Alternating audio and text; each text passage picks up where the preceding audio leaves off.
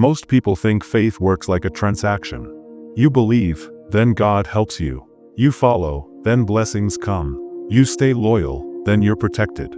But there's one quiet story in the life of Jesus that completely breaks that idea. It's uncomfortable because it doesn't reward loyalty, it doesn't celebrate obedience, and it doesn't end with conversion. It ends with help and separation. And maybe that's exactly why we rarely talk about it. There was a man who came to Jesus not because he loved him, not because he trusted him, but because he needed something.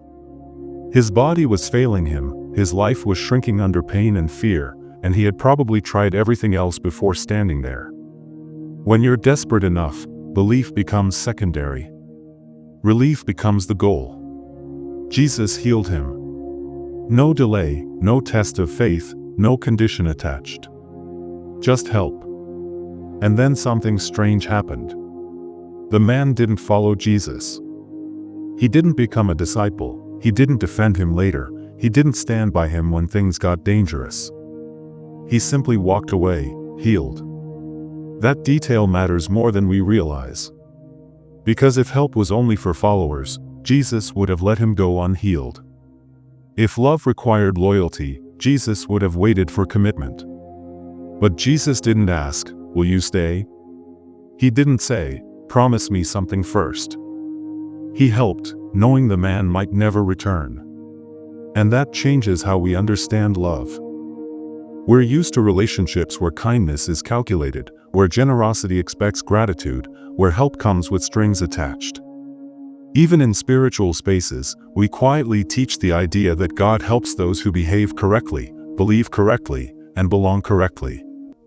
But Jesus keeps disrupting that framework. Again and again, he helps people who misunderstand him, people who don't defend him, people who benefit from him and then disappear.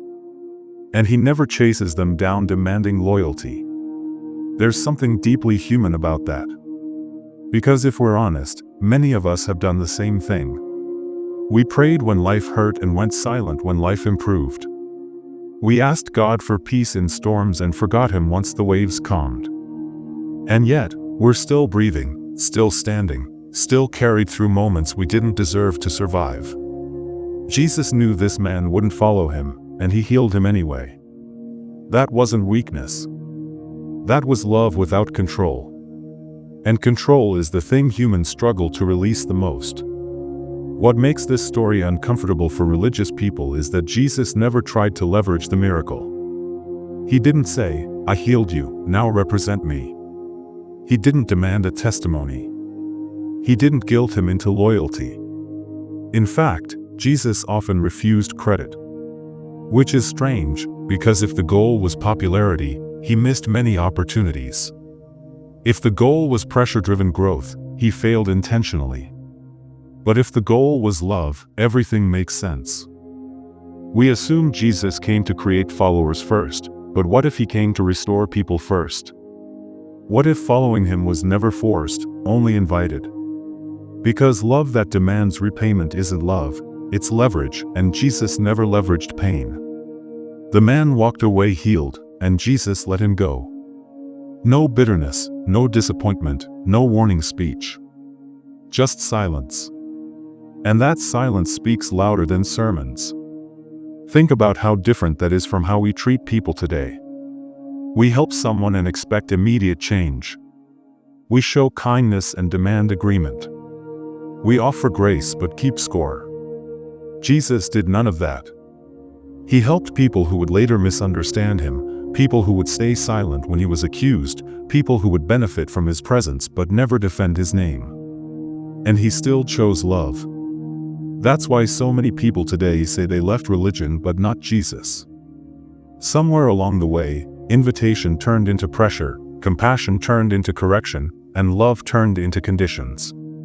Jesus never operated that way. The man who walked away healed didn't fail a test. He wasn't condemned. He wasn't cursed. He was simply free. Free to choose, free to walk away, free to never come back. And Jesus respected that freedom. That should challenge us.